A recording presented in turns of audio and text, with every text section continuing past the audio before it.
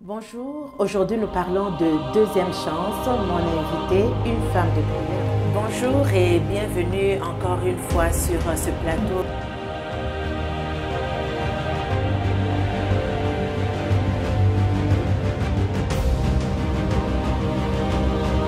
Ça veut dire que c'est une tristesse qui dure.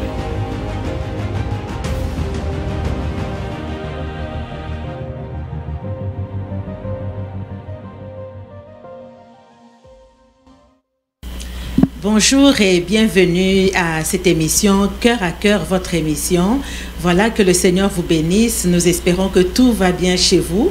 Et aujourd'hui, nous commençons un thème. Je dis bien nous commençons parce que c'est un thème qui est amené à évoluer. Nous commençons un thème qui est vraiment d'actualité. Alors, c'est la femme dans le ministère. Est-ce possible d'avoir la femme dans le ministère? Alors aujourd'hui, pour en parler, je reçois le pasteur Jude. Pasteur Jude, bonjour. Bonjour, pasteur Nathalie. Bonjour à tous nos auditeurs. Que Dieu vous bénisse. Oui, alors comment vas-tu aujourd'hui? Je vais très bien, merci.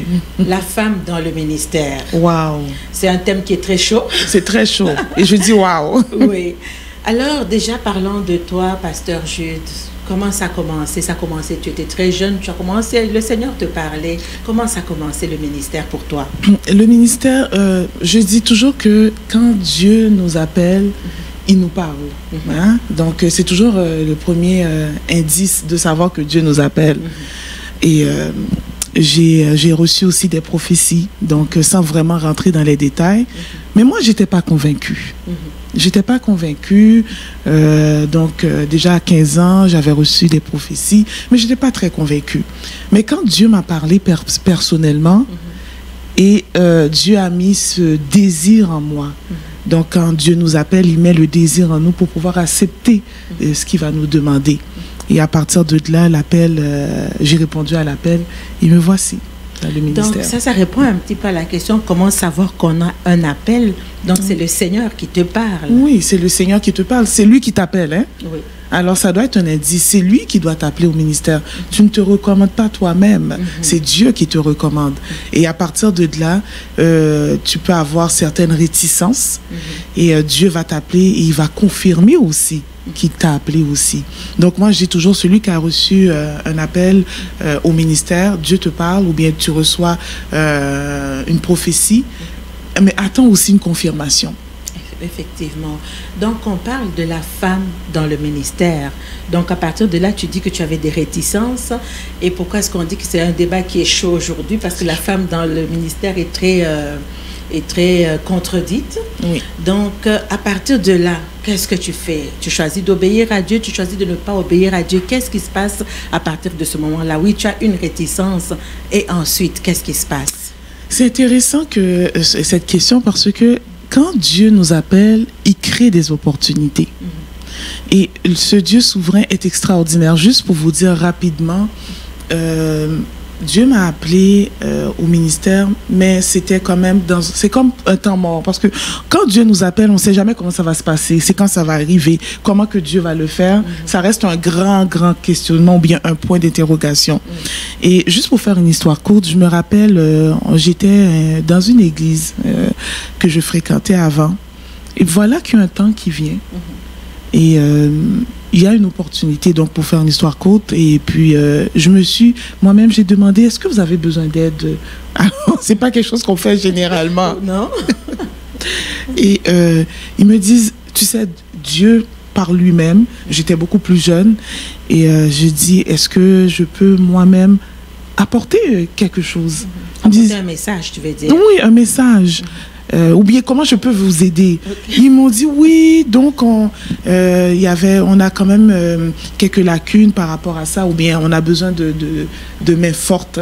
J'ai dit ben ok, je vais aller apporter un message au niveau de la parole de Dieu. Mais j'avais aucune arrière-pensée. Et ça a commencé comme ça. Et je me rappelle encore, c'était dans Ézéchiel, sur les os desséchés. Ok, les ossements desséchés. Mais ça veut dire que tu étais déjà une femme qui était plongée dans la parole, parce que tu ne peux pas te mettre debout pour prêcher si tu n'es pas plongée dans la parole. Effectivement, très jeune, j'ai commencé à lire la Bible. Ah, je la possédais. Je commençais à lire la Bible très, très jeune. Et Dieu m'avait fait cette grâce. Et à partir de là, j'ai commencé à prêcher. Et puis, les gens ont été bénis. Et ça venait dimanche après dimanche. Dimanche, ben, il y avait aussi d'autres hommes de Dieu. Mais on faisait ça à tour de rôle à chaque dimanche et c'était très bénissant. Mais on revient donc à la question, tu parles que tu as commencé à prêcher, donc ça c'est quelqu'un dans l'église. Est-ce que c'était un homme ou une femme qui t'a demandé, qui a accepté la main? C'était un homme. C'était un homme. Oui.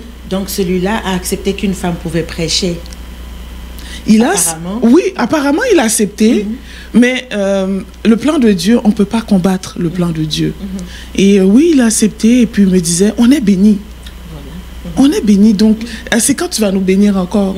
Et c'est comme, je dis merci à Dieu pour cet homme qui n'a pas résisté. Effectivement, il y a des hommes qui acceptent, qui reconnaissent et qui comprennent et qui saisissent qu'une femme qui prêche, ce n'est pas un péché. Est-ce que c'est un péché? Est-ce que ce n'est pas un péché? Wow! Dire péché, c'est beaucoup dire. Parce que quand on dit péché, c'est quelque chose qui peut nous amener en enfer. Et quelqu'un qui apporte une parole de soulagement, qui peut nous relever ou bien qui peut nous bénir par cette parole, je ne vois pas comment ça peut être un péché. Je ne vois pas parce que c'est la parole du Seigneur. Que ce soit un enfant qui la prononce, non, ça ce n'est pas un péché. Effectivement, ce n'est pas un péché, donc tu ne l'as jamais vu comme étant un péché. Mais est-ce qu'il est arrivé que tu rencontres des gens qui te fassent voir que ce que tu faisais n'était pas correct?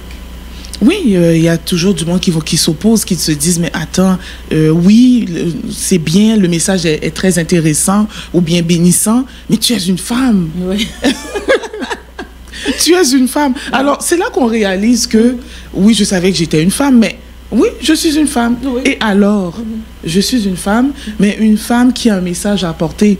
Et s'il y a des auditeurs qui nous écoutent, qui sont mal à l'aise, je leur dirais plutôt, ne regardez pas le messager ou bien la messagère, mais écoute le message. Parce que selon moi, c'est le message qui est important. Effectivement, c'est le message qui est important, pasteur. Mais ce qui arrive, c'est que les gens se rapportent au fameux passage biblique qui interdit à la femme de prêcher dans les assemblées et à la femme de ne pas, donc, d'attendre que le mari l'enseigne. Donc, on se poserait la question aujourd'hui, est-ce qu'une femme qui a la parole de Dieu, une femme qui reçoit l'appel, est-ce qu'il faut qu'elle soit mariée donc pour recevoir de son mari avant d'enseigner? Explique-nous un peu comment ça se passe. Est-ce que ça prend d'être marié? Nous, on le sait, mais est-ce qu'on peut expliquer à nos auditeurs, mais est-ce que ça prend d'être marié pour exercer un ministère pastoral? Qu'est-ce que ça prend exactement? Écoutez, je vais répondre à ta question, mais j'aimerais aussi dire que dans le contexte de Paul, il dit, je ne permets pas à la femme de prendre la parole. Il n'a pas dit, je ne permets pas à la femme de prêcher. Donc, il faut mettre un accent là-dessus. Et dans le contexte biblique, comme c'était dans le temps ancien, les femmes n'avaient pas de droit de parole. Vous comprenez? Donc, Paul a dit que la femme ne doit pas prêcher, c'est sortir du contexte du temps de Paul, hein, parce que dans les synagogues, les femmes étaient complètement séparées des hommes, il y avait une séparation et la femme ne pouvait pas parler. Donc, c'était un contexte qui était différent. Mais pour revenir à ta question, est-ce qu'une femme a besoin d'un homme? Moi, je dirais plutôt, quand Dieu nous sauve, est-ce qu'il regarde si on est marié, si on n'est pas marié, si on est maman ou on n'est pas maman, si on est une personne d'un âge assez avancé, si on est jeune, non? Donc, l'onction de Dieu, quand il vient dans ta vie, il ne regarde pas ta culture, il ne regarde pas ton âge, il ne regarde pas non plus c'est ton niveau de scolarité. Quand l'onction vient, l'onction vient. Tout simplement. Il y a l'exemple de David, hein? Tout seul dans la brousse, l'onction était sur lui. Exactement. Donc, Dieu ne regarde pas ces choses. C'est plutôt nous, les hommes, qui regardons ces choses. Est-ce qu'elle est mariée? Est-ce qu'elle n'est pas mariée? Ou bien est-ce qu'elle doit faire le ministère sur la couverture? Oui, on doit avoir une couverture, notre mari, mais est-ce qu'on doit passer exactement par un mari? Il faut qu'il soit exactement pasteur parce que moi, j'ai reçu l'appel. Probablement que mon mari ne va pas recevoir l'appel. Parce qu'effectivement, on voit dans un couple le mari qui n'a pas d'appel et puis la femme qui a un appel. Oui. Et puis pour la femme, pour exercer, elle n'a pas besoin que son mari. Parce qu'en fait, il y a une appellation que je trouve très, très erronée. Quand il y a un pasteur et la femme, on dit maman pasteur, par exemple dans un langage courant. Oui. La femme n'est pas pasteur parce que son mari est pasteur. Et l'homme n'est pas pasteur non plus parce que sa femme est pasteur. Donc c'est une appellation un peu erronée où ce n'est pas parce que l'homme a reçu l'appel pastoral que la femme doit on doit absolument obligatoirement l'introduire dans le pastorat alors qu'elle n'a pas l'appel au pastorat. Et c'est ce qui fait du désordre. Exactement. Parce que l'appel de Dieu est indépendamment de même de toi-même. Parce que Dieu est souverain. Donc c'est pas parce que ton mari est pasteur que forcément tu dois être pasteur. On est là à soutenir la personne qui est appelée dans le ministère. Donc la femme qui est pasteur, son mari est là à le soutenir. Il va avoir un rôle auprès de sa femme. Être le mari ou bien être l'époux ou l'épouse d'une personne qui est appelée dans le ministère, c'est tout un ministère en soi. Mais nous devons savoir que c'est pas parce que ton mari est évangéliste que toi forcément tu es appelé à être évangéliste. Effectivement. Et nous avons plusieurs exemples de femmes qui ont exercé. On a l'exemple que tout le monde connaît aujourd'hui. On a Joyce Meyer qui est de l'autre côté des États-Unis. Est-ce que tu peux nous parler un peu de quelques femmes qui ont influencé de leur temps aujourd'hui ou il y a plusieurs années avant, ces femmes-là qui ont fait la différence, qui ont porté le ministère pastoral et même apostolique? Oui. Alors il y a Catherine Kuhlman, c'est une femme extraordinaire. Elle était d'abord pasteur. Elle était pasteur, mais vous savez, dans les années 1960, c'était difficile. Il n'y avait même pas encore l'émancipation. C'était dans quelles années l'émancipation de la femme? Mon Dieu, c'est d'abord dans les années 70. Donc c'était même avant l'émancipation de la femme. Exactement. Donc ce n'est pas une question de féminisme ou d'émancipation. Non. C'est vraiment un appel. Dieu appelle qui veut. Et Catherine Kuhlman, qu'est-ce qui est intéressant avec cette femme? C'est qu'elle va expliquer l'appel de Dieu comme un buisson ardent. Donc, elle explique l'appel qu'elle a reçu de Dieu, c'est comme celui que Moïse a reçu. Donc Moïse ne pouvait pas se détourner. Donc il fallait vraiment qu'il regarde absolument d'où venait cette flamme, d'où venait comme cette flamme qui brûlait, ce feu qui brûlait dans le buisson ardent, sans même le consumer, bien évidemment, d'où venait cette vision. Et elle-même, elle s'est dit, cette même chaleur, ce même désir, comme Moïse l'a eu, je l'ai eu aussi. Et à partir de là, le Seigneur aussi a créé une situation toute extraordinaire. Sa sœur qui était avec son mari, qui était évangéliste, et à l'âge de 16 ans, ils ont dit, papa, elle a dit à sa maman, à ses parents, j'ai besoin d'elle pour nous aider dans le ministère, à nous accompagner. Et à partir de là, elle n'est jamais retournée à la maison et elle est restée au service du Seigneur elle-même. Et cette femme avait un don extraordinaire. C'était un don apostolique. Il y a des miracles, des signes et des prodiges qui accompagnaient ce ministère. Donc, on notait que c'était la première fois dans toute l'histoire évangélique qu'il y avait même des rabbins qui venaient écouter cette femme. Il y avait même des prêtres catholiques, quoique c'est pas le mouvement œcuméniste, on s'entend là. Mais les gens étaient attirés. Et ça ne peut Parce qu'il y avait quelque chose qui se passait, que le Seigneur avait déposé dans cette femme. Exactement. Et comme tu dis, l'appel, ça ne dépend même pas de nous-mêmes. C'est Dieu qui les dépose. Et quand ce feu brûle... Ça brûle. Et les gens étaient attirés de tout part. Et je peux même expliquer un miracle qui était vraiment... Il y en a tellement plusieurs. Il y avait un monsieur qui avait un peacemaker dans son cœur. Et puis... par la suite, son père l'a convaincue de venir dans une de ses réunions. Parce que par la suite, vous devez comprendre qu'elle était pasteur et le Seigneur l'a appelée aussi à évangéliser. Donc, elle a été vraiment une grande évangéliste par la suite. Et ce monsieur est venu dans une de ses réunions. Et il a été touché par Dieu. Une fois qu'il a été touché par Dieu, il a senti qu'il y a quelque chose qui a touché son corps. Mais comme qu'il avait toujours des examens de routine, il a été voir son médecin. Son médecin lui dit, attends-moi, qui a enlevé le peacemaker? Il dit, non, personne. La seule chose, je sais qu'il y a une femme qu'on disait que le Seigneur utilise puissamment. Et j'étais à une de ces réunions. Il dit, mais non, il y a quelqu'un qui a enlevé le peacemaker et il y a une opération qui a été faite. Et à partir de là, il dit, c'est Dieu qui l'a enlevé. Le médecin lui a dit, ne me prends pas. Ça va faire la honte de tout la médecine. Le matériel peut quitter le corps sans l'intervention d'un homme. Exactement. Et le médecin lui a dit, je te demande, monsieur, de ne pas parler de cette guérison parce que je vais te la riser de tout le corps médical. Dire que moi, j'ai mis le pacemaker, j'ai fait l'opération et me dire que Dieu l'a enlevé, maintenant tu es complètement guéri. Et il a testé qu'il était guéri, mais il lui a dit, je ne serai pas la risée du corps médical. Alors, vous savez, on se limite tellement. Et en ne répondant pas à l'appel de Dieu, nous pouvons passer à côté de très grandes bénédictions pour les autres, parce que nous sommes une bénédiction pour les autres. Cet homme-là, si cette femme avait refusé l'appel de Dieu, il y a beaucoup de guérisons qui n'allaient pas se faire. Alors, à ce moment-là, toi, en tant que femme dans le ministère, tu es pasteur aujourd'hui et tu rencontres également des défis. Est-ce qu'il y a d'autres femmes aussi? Il n'y a pas que... Oui, c'est ça, tu peux nous en parler parce qu'on a encore quelques minutes. Donc, je veux dire rapidement, le ministère, je veux faire ça très simple, parce que des fois, quand on entend ministère, pour que nos auditeurs puissent comprendre, il y a des hommes. Le ministère, c'est quoi? C'est pour bénir. Le ministère, c'est pour relever, c'est pour restaurer, c'est pour apporter une parole, c'est pour supporter, c'est pour encourager. Tout ça fait partie du ministère. Et je pense qu'une femme est capable d'encourager. Je pense qu'une femme est capable de bénir.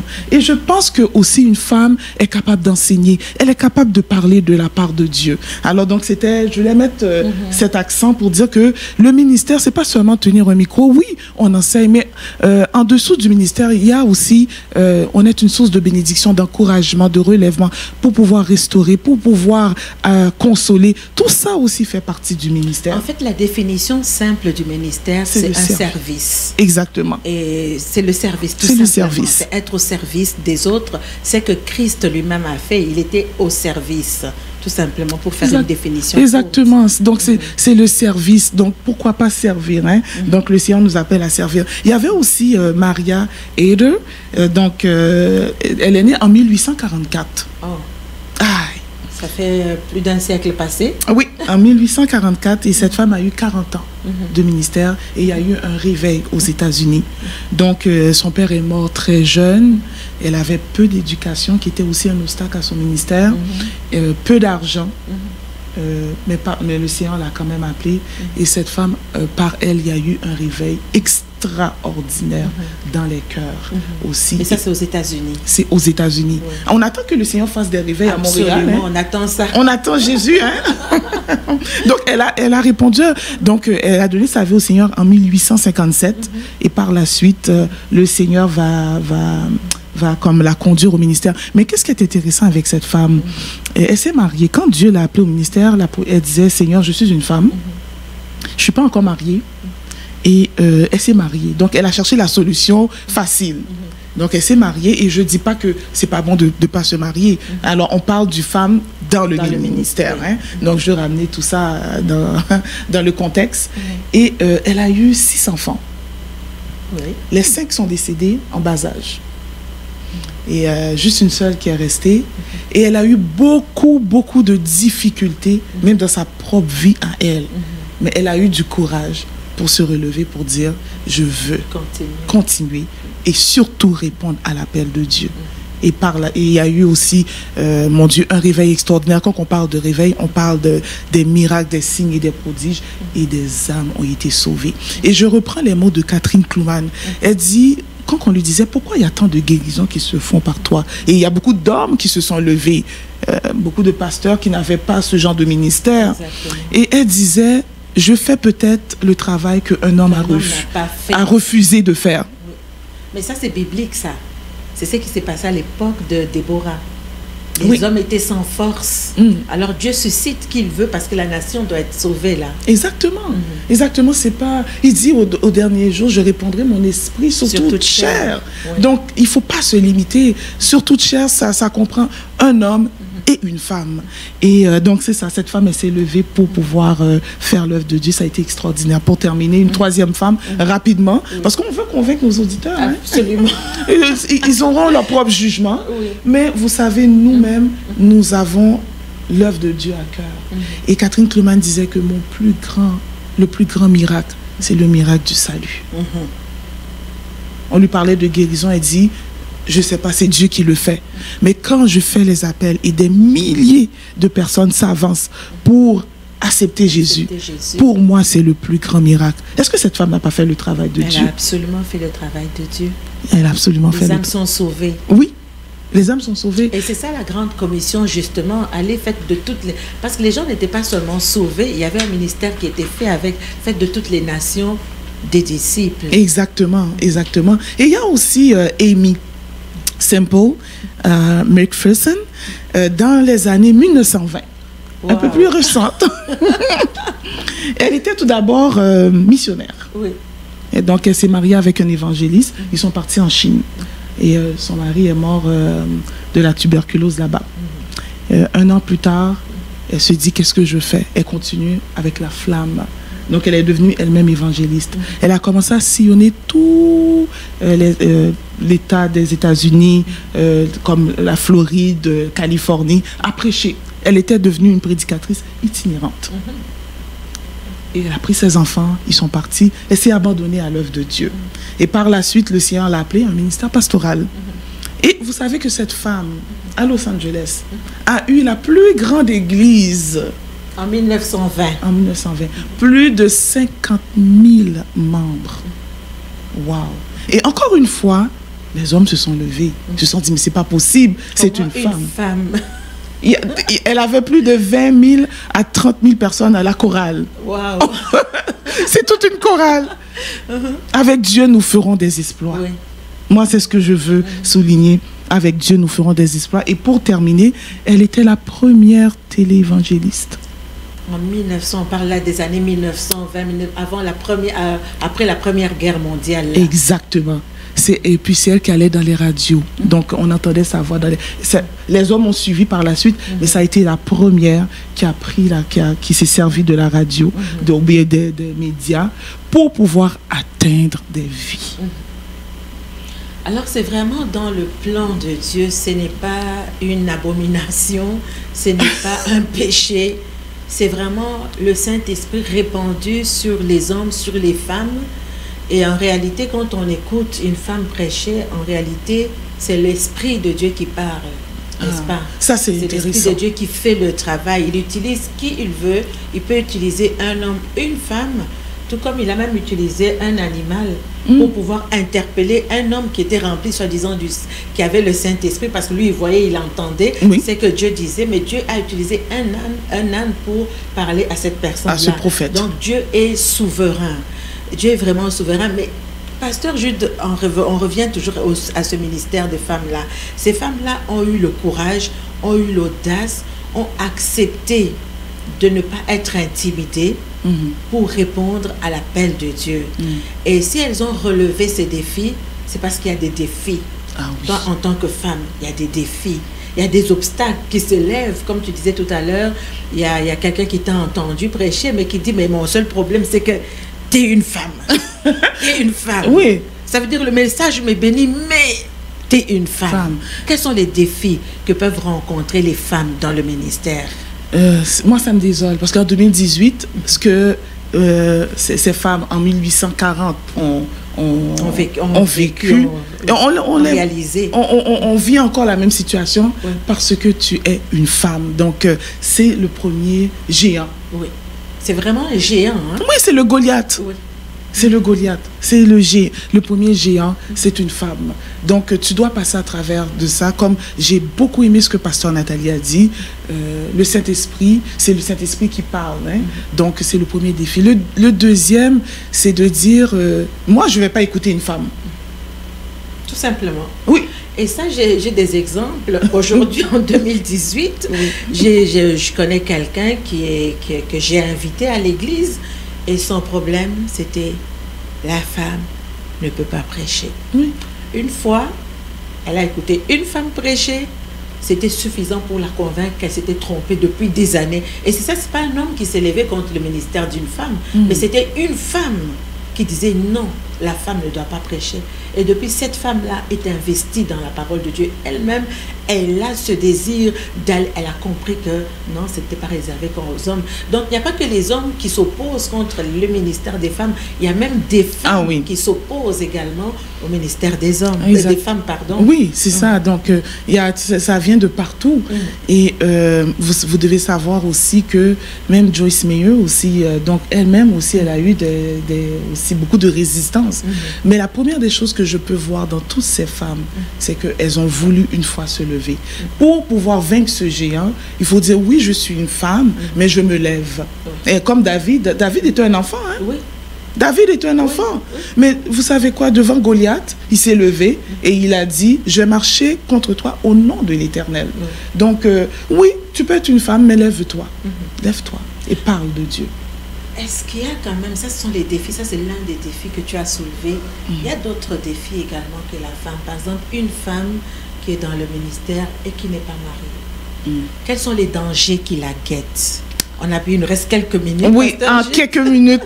Ah mon Dieu. Quels sont les dangers qui guettent une femme célibataire mais qui est dans le ministère? Et je peux vous dire que actuellement c'est mon cas. C'est quoi le danger? Le danger, c'est de dire que cette femme, elle est publique. Il y a des hommes qui la regardent et elle peut être séduite. Comme un homme qui est dans le ministère est séduit aussi.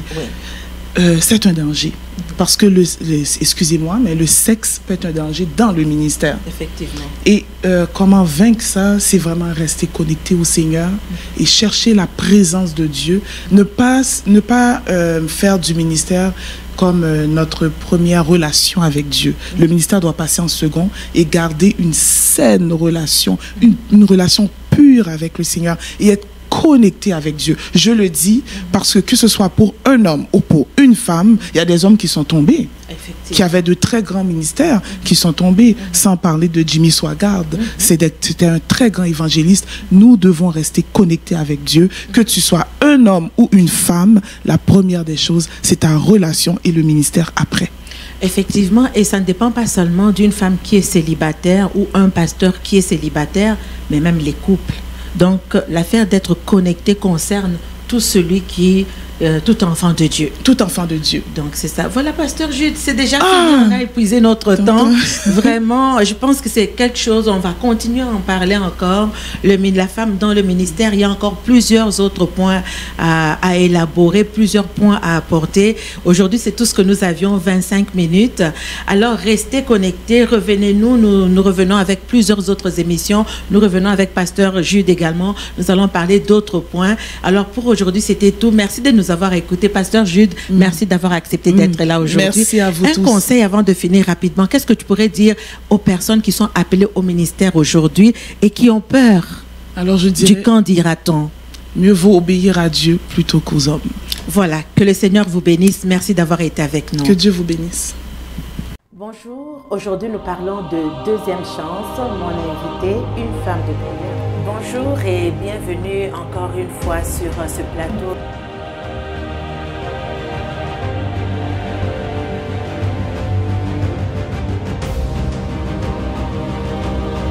Ça veut dire que c'est une tristesse qui dure